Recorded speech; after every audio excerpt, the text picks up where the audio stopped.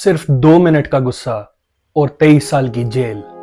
90% लोग non criminals हैं। Non criminal वो हैं जो सर्कमस्टांसिस को कंट्रोल नहीं कर पाए और उनसे क्राइम हो गया।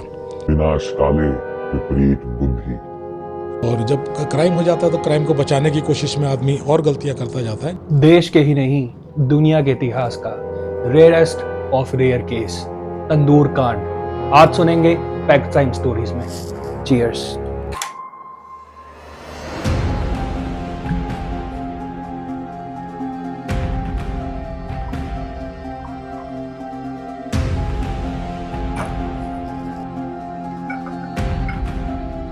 Delhi, Sushil Sharma, the man sentenced to death for murdering his wife Naina Sahni, has had his death sentence commuted to life by the Supreme Court. This case took place in 1995, the summer of 1995. He murdered his wife, believing her to have had an extramarital. तो दोस्तों, हाल ही में किताब पढ़ी जिसका नाम था तंदूर murder bye Maxwell Perera.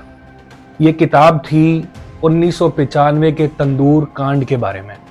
तो आज इसी की ही स्टोरी मैं आपको सुनाने वाला हूं। Over gold label. जी हाँ, इस कहानी में एक लव ट्रायंगल है, इस कहानी में मर्डर है, इस कहानी में जेलसी है, गुस्सा है और निर्दयता जो कभी इस हद तक नहीं देखी गई वो है। तो चलिए कहानी की शुरुआत करते हैं। सबसे पहले मैं आपको बताता हूँ इसके पहले किरदार यानी सुशील शर्मा के बारे में, जो इस कहानी का सबसे मेन किरदार है। सुशील शर्मा का जन्म दिल्ली की एक मिडिल क्लास ब्राह्मण फैमिली में होता है। पिता पेशे से एक बैंक क्लर्क थे और जैसे एक नॉर्मल मिडिल क्लास फैमिली होती है वैसे ही इसका बचपन भी था। इसके पिता भी चाहते थे कि ये बड़ा हो और सरकारी नौकरी लगे और इसकी लाइफ भी ठीक ठाक सी चलने लगे। लेकिन सुशील बचपन से ही बड़ा एम्बिशियस और पैशनेट था। इसे बचपन से ही राजनीति में जाने का शौक था। तो ये 1975 से 76 के बीच में एडमिशन लेता है दिल्ली यूनिवर्सिटी में, सत्यवती कॉलेज में। 1977 में ये स्टूडेंट काउंसिल का चुनाव लड़ता है और बन जाता है स्टूडेंट काउंसिल का प्रेसिडेंट। अब ये सक्रिय तौर पर NSUI के लिए काम करता है। हमेशा हर बड़ी मीटिंग NSUI की, स्टूडेंट पॉलिटिक्स से रिलेटेड जो भी कार्यक्रम होते हैं वहाँ पर ये दिखता है। स्वभाव से बड़ा एग्रेसिव और बड़ा पैशनेट स्वभाव का इंसान होता है जो ज़िंदगी में आगे बढ़ना चाहता है। कॉलेज की लड़ाइयों में, मारपीट के जो मसले होते हैं उसके अंदर भी इसका नाम आगे आगे चढ़कर बोलता है। कॉलेज के स्टूडेंट्स हैं, उन्होंने बताया कि इसे कॉलेज में चाकू मार नाम से भी जाना जाता था। उसका रीज़न ये था कि पहले ऐसे कई वाक़ये हुए थे जिसने इसने कॉलेज में चाकू चला दिया था। तो ये बड़ा एक ब्रूटल टाइप का इंसान रहता है शुरू से, जो कि बड़ा पैशनेट और बड़ा कॉम्पिटिटिव होता है अपनी राजनीतिक जर्नी को लेकर। तो ऐसे करते करते करते करते ये NSUI से शामिल हो जाता है यूथ कांग्रेस में। अब बारी आती है कहानी के दूसरे किरदार की। 1988 की बात है, जब ये दिल्ली यूनिवर्सिटी के ही एक किसी कॉलेज के कैंपस में मिलता है नैना साहनी को। अब नैना साहनी की भी पृष्ठभूमि इसी के जैसी है, एक मिडिल क्लास फैमिली में जन्म लेना, लेकिन एक ऐसे भविष्य की उम्मीद करना जिसमें पावर हो, जिसमें एक पॉलिटिकल करियर हो। तो नैना साहनी भी अपने कॉलेज के दिनों से ही NSUI को ज्वाइन कर लेती है और एक टाइम पर ये NSUI की नेशनल कन्वीनर के तौर पर भी काम करती है। अब 1988 में नैना साहनी की मुलाकात होती है सुशील शर्मा से। इन दोनों के जो इंटरेस्ट हैं वो काफ़ी मिलते हैं। दोनों राजनीतिक क्षेत्र में सक्रिय रूप से काम कर रहे होते हैं, दोनों ने आगे एक्टिव पॉलिटिक्स में भी जाना होता है और दोनों में दोस्ती हो जाती है। देखते ही देखते इनकी जो दोस्ती है वो प्यार में बदल जाती है और ये डेट करने लगते हैं। फिर 1993 में एक प्राइवेट सेरेमनी में ये लोग शादी करते हैं। अब जो इनकी शादी होती है वो बड़ी सीक्रेट रखी जाती है और उसका कारण जो मुझे लगता है वो ये था कि ये दोनों अपना जो राजनीतिक करियर था इसे बिल्कुल भी अफेक्ट नहीं होने देना चाहते थे। अगर पता लगता कि इनकी शादी हो गई है तो कहीं ना कहीं ये कमजोर साबित होगा। तो शायद इन्होंने ये इस बात को इसलिए छुपाया कि ये अभी राजनीति में आ रहे थे, उभर रहे थे, और ये अपनी शादी को बिल्कुल पब्लिक नहीं करना चाहते थे। 1993 में इनकी शादी होती है, और इससे पहले कि मैं आगे बढ़ूं, मैं आपको मिलाना चाहता हूं इस कहानी के तीसरे किरदार से, जिसका नाम है मतलूब करीम। जी हाँ, दिल्ली यूनिवर्सिटी की जाकिर हुसैन कॉलेज में पढ़ने वाला मकतूल भी NSUI की राजनीति में सक्रिय था और नैना साहनी को बहुत पहले से जानता था। ये दोनों इस तरह की जो स्टूडेंट पॉलिटिक्स की एक्टिविटीज थी उसमें साथ भाग लिया करते थे, तो इनमें अच्छी दोस्ती हो गई थी, कई बार मिला करते थे। अब नैना और सुशील की शादी के वक्त सुशील को ये बात पता थी कि नैना और मकतूल में दोस्ती है, लेकिन ये बात वहीं तक सीमित थी। परेशानियां आती हैं शादी के बाद। तो 1993 में जब नैना और सुशील की शादी होती है, तो ये दिल्ली के गोल बाजार एरिया में एक सरकारी घर में रहने लगते हैं, जो कि सुशील को मिला होता है उसके पिताजी के द्वारा। उस घर में चुपचाप रहने लगते हैं, किसी को पता नहीं होता इनकी शादी हो गई है। लेकिन शुरू से ही इनकी जो मैरिड लाइफ है वो इतनी अच्छी नहीं होती, इनमें बहुत अनबन रहती है, बहुत लड़ाइयाँ होती है, जिसका मेन कारण था एक तो सुशील का शक्की और एग्रेसिव नेचर, और उसका दूसरे पर हावी होने वाला जो किरदार था कि मैं तुमसे ज्यादा पावरफुल हूं। ये इनकी शादी में कहीं ना कहीं बहुत सारी अड़चनें क्रिएट कर। अभी तक भी शादी में ऐसा कोई मोड़ नहीं आया था जिसके कारण ये नौबत आ जाए कि उसे वो कदम उठाना पड़े जिसके कारण यह तंदूर कांड हुआ। अब एक चीज होती है, जैसे जैसे इनकी शादी आगे बढ़ती है वैसे वैसे जो नैना का अफेक्शन या नैना का जो प्यार होता है सुशील के लिए वो कम होने लगता है, उनकी शादी में वो प्यार नहीं रहता। तो नैना अपने पुराने दोस्त मकतूल से ज्यादा बात करने लगती है, घंटों घंटों तक उससे फोन पे बात करती है, उससे मिलती है, और सुशील को यह बात बिल्कुल भी पसंद नहीं आती कि मेरी बीवी घंटों घंटों किसी से फोन पर क्यों बात करती है, और इस बात को लेकर इनमें झगड़े जो हैं वो बढ़ने लगते हैं।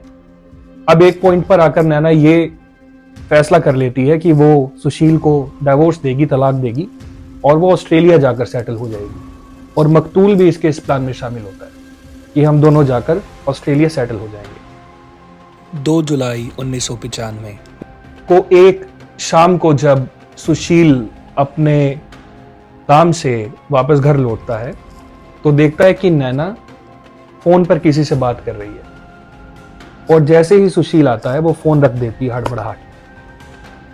अब सुशील को शक होता है और वो नैना को पूछता है कि तुम किससे फोन पर बात कर रही थी।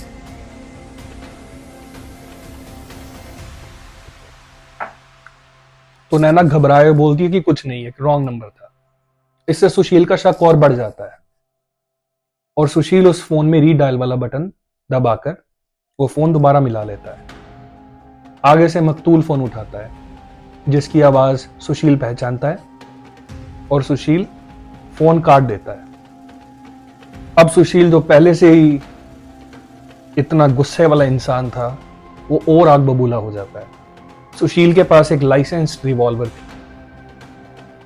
तो सुशील वो रिवॉल्वर निकालता है और उससे 3 शॉट्स फायर करता है।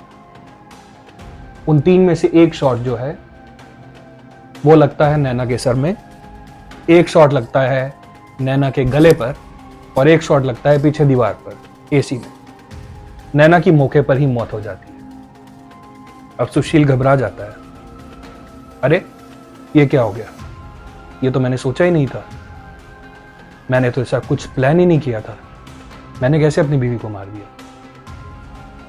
अब हड़बड़ाहट में उसे कुछ नहीं सोचता, लेकिन वो अपने करे हुए इस अपराध को, इस गलती को छुपाना चाहता है। तो अपने घर के आसपास बहुत बड़े थैले, जिन्हें गार्बेज बैग्स बोलते हैं, वो ढूंढने लगता है, और ऐसे किसी बड़े साइज के बैग में नैना की बॉडी को लेकर अपनी मारुति कार की डिग्गी में डालकर घर से निकल जाता है, ये सोचकर कि वो इस बॉडी को ठिकाने लगाएगा। अब यहां पर एक बात मैं आपको बता दूं, जो सुशील था ये स्टूडेंट नहीं था एनीमोर, अब ये बिजनेसमैन था। इसका कनॉट प्लेस में बगिया बारबेक्यू करके एक रेस्टोरेंट था, और वहां पर इसी का एक दोस्त, एक मैनेजर, वो काम किया करता था। तो ये जो बगिया बारबेक्यू रेस्टोरेंट था, इसका मैनेजर था केशव कुमार, जो सुशील का ही एक खास आदमी था। अब सुशील अपने घर से सोचकर निकलता है कि वो लाश को ठिकाने लगा कर आएगा, लेकिन अभी उसका दिमाग कनॉट प्लेस जाने का नहीं होता। अभी उसका मन कनॉट प्लेस जाने का नहीं होता, बिकॉज कनॉट प्लेस एक काफ़ी पॉपुलेटेड एरिया है, दिल्ली के पोश एरियाज में से एक है, जहाँ पर उसे पकड़े जाने की उम्मीद ज़्यादा होती है। उसे डर होता है कि वो पकड़ा जाएगा, किसी पुलिस चेक पॉइंट पर वो पकड़ा जाएगा, या कौन जाने कि इतने हैवीली पॉपुलेटेड एरिया में वो लाश को ठिकाने लगा पाएगा या नहीं। तो उसके दिमाग में आता है कि वो क्यों ना यमुना नदी से इस लाश को नीचे गिरा दे। तो वो आईटीओ की तरफ जाता है, दिल्ली में जो आईटीओ है वहां जाता है, जो यमुना नदी के पास है, और जो एक ब्रिज है जो दिल्ली को यमुना पार और यमुना के इस तरफ वाले एरिया में बांटता है, उस ब्रिज पर जाता है वो। अब इसका ये प्लान होता है कि वहां से चुपचाप लाश को यमुना में फेंक के और वापस आ जाएगा। अब जब ये वहां पर पहुंचता है तो ये देखता है कि इसके पीछे लगातार गाड़ियां आ रही हैं, और अब इसके दिमाग में खटकती है कि नहीं, ऐसा नहीं करना चाहिए, मैं फंस जाऊंगा, मैं पकड़ा जाऊंगा। तब ये अपना प्लान बदल देता है और ये पहुंच जाता है कनॉट प्लेस के अपने उस रेस्टोरेंट में जिसका नाम है बगिया बारबेक्यू। अब रेस्टोरेंट में 10 साढ़े 10 बजे का टाइम है। जब ये पहुंचता है तो वहाँ पर कस्टमर्स की भीड़ लगी होती है, और इसके एम्प्लॉइज़ होते हैं, कुक्स होते हैं, वेटर्स होते हैं, और इसका मैनेजर होता है। ये पहुंचते ही अपने मैनेजर को बोलता है कि अब रेस्टोरेंट से सबको निकाल दो, इस रेस्टोरेंट को खाली कर दो, कस्टमर्स को निकाल दो और एम्प्लॉइज़ को निकाल दो। तो केशव पूछता है ऐसा क्या हुआ एकदम से कि आप रेस्टोरेंट को खाली कराना चाहते हैं। तब सुशील उसे कुछ नहीं बताता, बट ये बोलता है कि जैसा मैं बता रहा हूं वैसा करो। ठीक है। अब मालिक का ऑर्डर आया तो केशव जो है वो नए कस्टमर्स को अंदर नहीं आने देता, और पुराने कस्टमर्स जैसे जैसे खाना खाते हैं वैसे वैसे उन्हें बाहर भेज देता है, और एम्प्लॉइज को भी निकालकर वो ढाबा, वो अपना रेस्टोरेंट बंद कर देता है। अब वो पूछता है कि सर क्या हुआ, आपने एकदम से ऐसा क्यों बंद कराया। तब सुशील उसे बताता है कि मेरे हाथ से नैना यानी कि मेरी पत्नी का कत्ल हो गया, अब मुझे उसकी लाश ठिकाने लगानी है। अब केशव शरीफ आदमी, पढ़ा लिखा आदमी, रेस्टोरेंट का मैनेजर, वो घबरा जाता है, लेकिन वो क्या करे। सुशील का जो किरदार है, सुशील का जो एक ऑरा था, वो एक बड़े डोमिनेटिंग इंसान का था, और वो पॉलिटिकली भी काफी स्ट्रांग था। तो केशव को मजबूरी में उसकी बात माननी पड़ती है। तो वो बोलता है काम करते हैं कि हमारे रेस्टोरेंट में तंदूर है, हम तंदूर में लाश को जला देते हैं। सुशील मान जाता है कि ठीक है, इससे बढ़िया क्या रहेगा कि लाश को ठिकाने लगाने के लिए लाश को जला ही देंगे, ना ही बॉडी मिलेगी, ना ही मैं कभी पकड़ा जाऊंगा। अब इसमें प्रॉब्लम ये थी कि जो तंदूर था वो बहुत छोटे साइज का था, जिसमें ज़्यादा से ज़्यादा रोटियां या चिकन रोस्ट किया जाता है। तो जो तंदूर जिसे क्ले ओवन कहा जाता है इंडियन स्टाइल, वो वहाँ पर था। उसमें नैना की लाश पूरी नहीं आ सकती थी। तब ये लोग सोचते हैं कि क्यों ना नैना की लाश को छोटे छोटे टुकड़ों में काट दिया जाए और उसके बाद उसे जलाया जाए। तो ये वहीं पे जो इनका किचन नाइफ था उससे नैना के टुकड़े करते हैं, छोटे छोटे छोटे छोटे, और एक के बाद एक उसे तंदूर में डाल देते हैं। और अब ये सोचते हैं कि इसे आग लगा दी जाए, लेकिन आग लगे तो लगे कैसे। लाश इतनी फ्रेश थी और इतनी फ्रेश बॉडी को आग नहीं लग पाती। तब ये आसपास पड़े कागज के टुकड़े, लकड़ी के टुकड़े, वो सब डालते हैं और आग लगाने की कोशिश करते हैं। आग लगती है लेकिन अच्छे से नहीं लगती। अब ये घबरा जाते हैं कि अब हम क्या करें, हमारे पास ज्यादा वक्त नहीं है इस लाश को ठिकाने लगाने के लिए। तब जो रेस्टोरेंट में इनके पास कुकिंग के लिए बटर होता है, जो मक्खन होता है, ये कहते हैं कि इसे डालकर हम आग को लगा सकते हैं। ठीक है। अब ये बटर के पीसेस करते हैं और उसमें डालने लगते हैं और आग लग जाती है। और आग भी क्या लगती है, ऐसी लगती है कि आग की लपटें 30-35 फुट ऊपर तक पहुंच जाती है। लेकिन ये रुकते नहीं, अब इन्हें इस लाश को ठिकाने लगाना है। अब जब इतनी ऊंची ऊंची लपटें दिखती हैं तो कनॉट प्लेस में आसपास जो लोग देखते हैं वो नोटिस कर देंगे इतनी ऊंची आग कहाँ लग गई। तो वहीं पे ही रहने वाली, वहीं पे ही घूमने वाली एक भाजी बेचने वाली वेजिटेबल सेलर एक औरत होती है जिसका नाम है अनारो देवी। वो ये नोटिस करती है और वो चिल्ला पड़ती है, आग आग आग आग लग गई। और उसी समय कनॉट प्लेस में जो गश्त पर 2 पुलिस वाले होते हैं, जिसके अंदर एक का नाम होता है अब्दुल कुंजू और एक का नाम मुझे शायद अभी याद नहीं आ रहा। तो ये 2 पुलिस वाले होते हैं जिसके अंदर से जो अब्दुल कुंजू होता है वो अनारो देवी को पूछता है कि क्या हुआ। तो वो बोलती है वो देखो आग। और वो घबरा जाते हैं कि ये आग तो ही रेस्टोरेंट से आ रही है। तो अब्दुल कुंजू जो कांस्टेबल हैं पहुंच जाते हैं सुशील के रेस्टोरेंट बगिया में और जाकर पूछते हैं कि इतनी आग क्यों आ रही है भाई। तब केशव और सुशील उसे बताते हैं कि कुछ नहीं, हम लोग पॉलिटिक्स में हैं और हमारे कुछ पुराने बैनर, हमारे कुछ पुराने पोस्टर्स पड़े थे, हम वो जला रहे हैं और तुम जाओ, ये आग हम बुझा देंगे। तो अब्दुल उन्हें चेतावनी देकर वहां से निकल आता है और बोलता है कि ठीक है, इस आग को बुझा देना, ज्यादा समय तक इस आग को मत रखना, लोग इसको नोटिस करने लगे। तो वो वहां से चला जाता है। अब ये घबरा जाते हैं और इतना घबरा जाते हैं कि बचा कुचा जो बटर होता है, जितनी भी टिक्कियां बटर की फ्रिज में होती हैं वो सब इसमें डाल देते हैं और इससे जो तंदूर एरिया होता है उसके ऊपर एक शामियाना टाइप का, एक टेंट टाइप का एक स्ट्रक्चर है, वो उसके ऊपर से भी आग निकल जाती है। और अब वो आग इतनी ज्यादा नोटिसेबल है कि जो अब्दुल कांस्टेबल है वो अपने साथी कांस्टेबल के साथ दोबारा वहां पर पहुंचता है घबराए हुए और इस बार बोलता है कि नहीं, मुझे अंदर आके देखना है कि तुम क्या कर रहे हो। तो केशव घबरा जाता है। केशव बोलता है ऐसा कुछ नहीं है, हम अभी से बुझा देंगे। तो वो कहता है नहीं, मुझे एक बार चेक करना है, मेरी ड्यूटी है। अब केशव को मजबूरी वश कांस्टेबल को अंदर आने देना पड़ा। तो अब्दुल और उसका साथी कांस्टेबल अंदर जाते हैं और देखते हैं कि तंदूर में क्या है। अब शुरू में तंदूर के आसपास की जो लपटें थी वो इतनी ज्यादा थी कि उसके पास जाना भी मुश्किल था। वो एरिया इतना गर्म था, उसमें से इतनी ज्यादा धुआं निकल रहा था। लेकिन कैसे ना कैसे वो तंदूर के पास जाकर जब तंदूर के अंदर झांकते हैं तो देखते हैं अरे ये क्या है, ये तो मांस है। और उसकी स्मेल भी वैसी थी, ये कागज के जलने की स्मेल नहीं थी। तो इसी शक के चलते जब वो उसे पूछते हैं कि क्या तुम अंदर कोई मांस पका रहे हो, तो केशव बोलता है हाँ, मैं बकरी पका रहा हूं, बकरी का मांस है। तो कहता है अच्छा, थोड़ा हटाकर दिखाओ। तो जब कांस्टेबल केशव को ऊपर वाला जो पीस होता है जो मांस का, वो बताता है कि वो एक गोट का मांस है, उसे साइड करने की कोशिश करता है तो वो देखता है कि वहां से एक ह्यूमन हाथ या ऐसा कोई इंसानी शरीर का भाग दिखता है जिससे वो पहचान जाता है ये तो एक इंसान है। और ये बात खड़ा सुशील दूर से देख रहा होता है। सुशील को पता लग जाता है कि हम फंस गए और सुशील वहां से भाग जाता है। अब केशव की तो लग गई।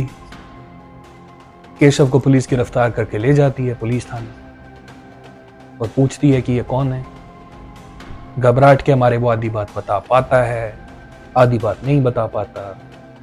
मीडिया को एक खबर मिल जाती है कि ऐसी ऐसी कोई लाश है जो बगिया बारबेक्यू में मिली है, जिसे ये लोग जला रहे थे। पुलिस को शक है कि ये जो लाश है वो इसके मालिक की बीवी की है। ये खबर अखबार में छप जाती है और अगले दिन जो मकतूल करीम है, जो दोस्त होता है सुशील की पत्नी का, वो एक खबर देखता है और वो तुरंत पुलिस थाने और जो मोर्चरी वाला एरिया होता है वो पहुंच जाता है और वो जाकर पूछता है कि क्या मैं इस लाश को देख सकता हूं। तो जब वो उस लाश को देखता है तो उस लाश के जो हाथ है उस पर एक अंगूठी मिलती है और वो जो अंगूठी होती है वो देखकर पहचान जाता है कि ये अंगूठी नैना की है और वो पुलिस को बता देता है कि हाँ, ये लाश नैना की है।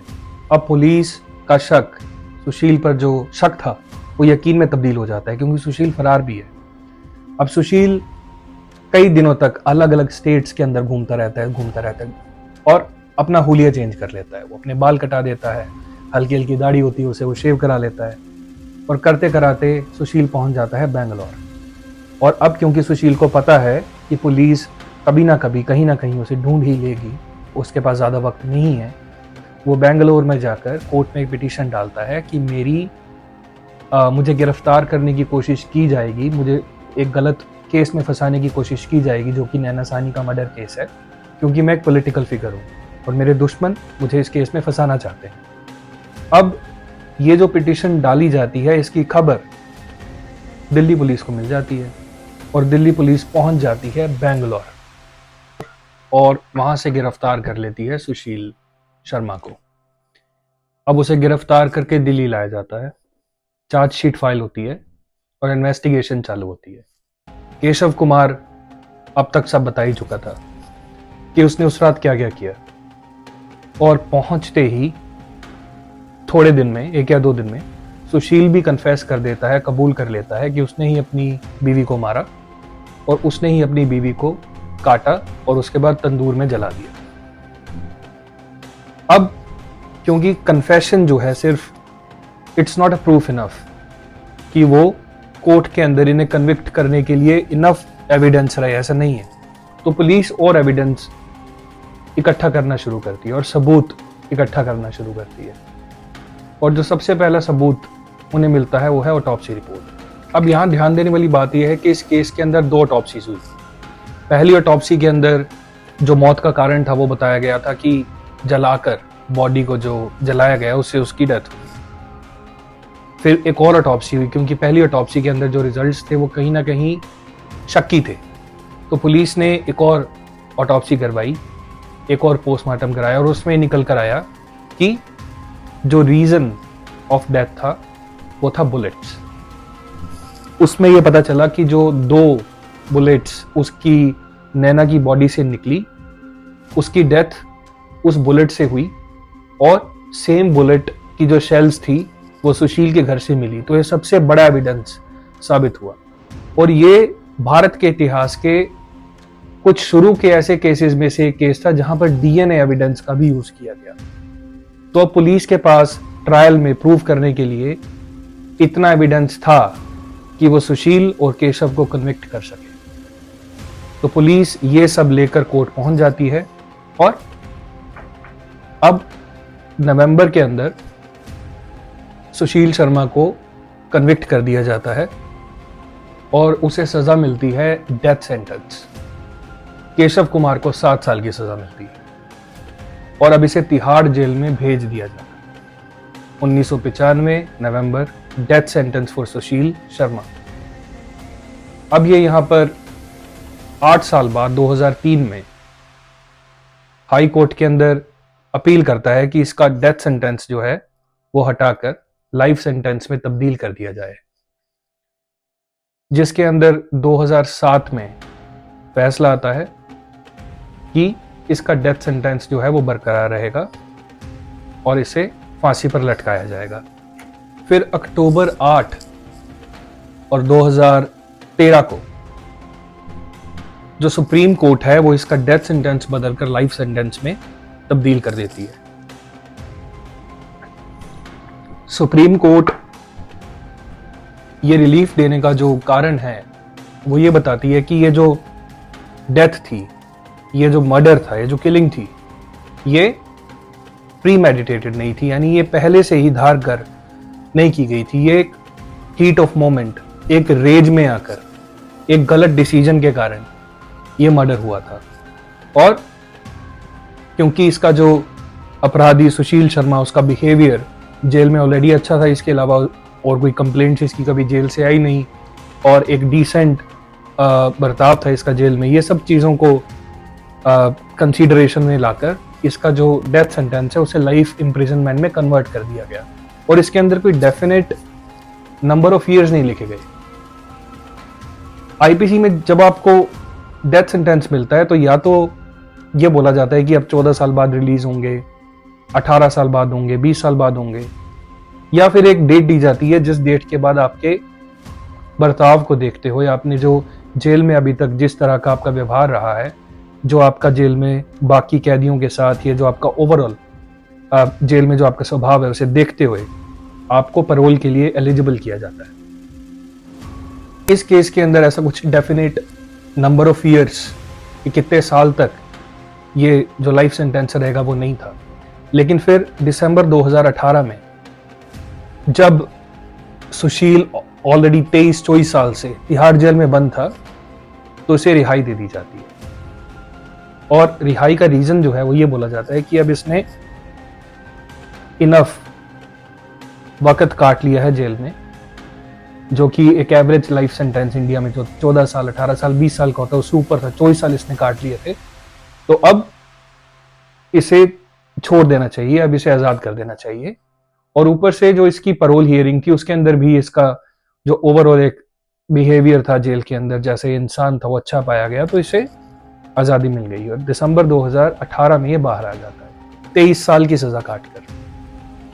बाहर आकर ये शुरू में अपना नाम चेंज करके और दिल्ली के किसी अननोन एरिया में रहता है। इसकी कुछ इंटरव्यूज कुछ ऐसा नहीं करता। बाद में इसकी कुछ इंटरव्यूज सामने आती हैं जिसके अंदर ये बात बताता है कि जो अपराध से हुआ ये उसके लिए बहुत शर्मिंदा है, इसे पछतावा है और इसने ऐसा कुछ सोचा नहीं था, लेकिन क्योंकि गुस्से में ऐसा हो गया और उससे उसकी पूरी जिंदगी बदल गई, इसके लिए बहुत दुखी है। अब बताता है कि आजकल मैं बाहर आकर जेल से एक मैरिज काउंसलर का काम कर रहा हूँ, समाज सुधार का काम कर रहा हूँ। और उसने ये भी बताया कि अगर मेरे समय पर मैरिज में काउंसलिंग होती तो शायद नैना की जान भी बच जाती, मेरी जिंदगी भी ना खराब होती और देश को ऐसा विभत्स अपराध ना देखना पड़ता, जो कि सच भी है।